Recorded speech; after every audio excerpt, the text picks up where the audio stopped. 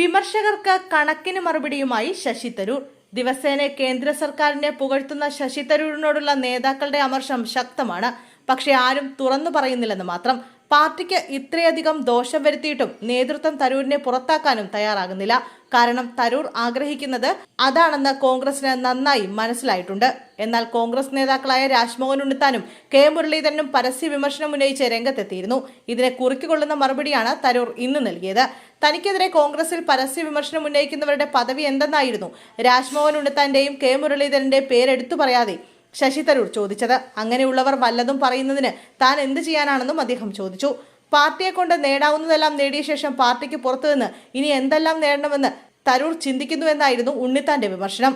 പാർട്ടിക്ക് ദോഷകരമായ കാര്യങ്ങളാണ് തരൂർ ചെയ്യുന്നതെന്നും കോൺഗ്രസിന്റെ ദോഷൈക ദൃക്കുകളല്ലാതെ മറ്റാരും ശശി തരൂരിനെ പിന്തുണയ്ക്കില്ലെന്നും രാജ്മോഹൻ ഉണ്ണിത്താൻ ആഞ്ഞടിച്ചിരുന്നു. പാർട്ടി പുറത്താക്കണമെന്നാണ് തരൂർ ആഗ്രഹിക്കുന്നതെന്നും ഉണ്ണിത്താൻ ആരോപിച്ചിരുന്നു. കോൺഗ്രസിന്റെ രക്തം സിരകളിലോടുന്ന ഒരാളും ഇന്ദിരാഗാന്ധിയെ വിമർശിക്കാൻ തയ്യാറാകില്ലെന്നും രാജ്മോഹൻ ഉണ്ണിത്താൻ തുറന്നടിച്ചിരുന്നു.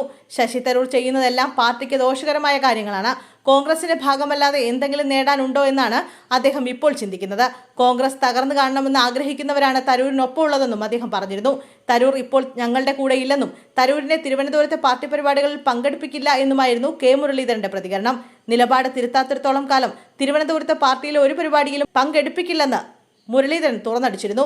എറണാകുളത്ത് നടന്ന തരൂരിന്റെ പരിപാടിയും കോൺഗ്രസ് നേതൃത്വം ബഹിഷ്കരിച്ചിരുന്നു. എന്നാൽ തിരുവനന്തപുരത്തെ എം പിയായ Shashi Tharoor Congress working committee president കൂടിയാണ്.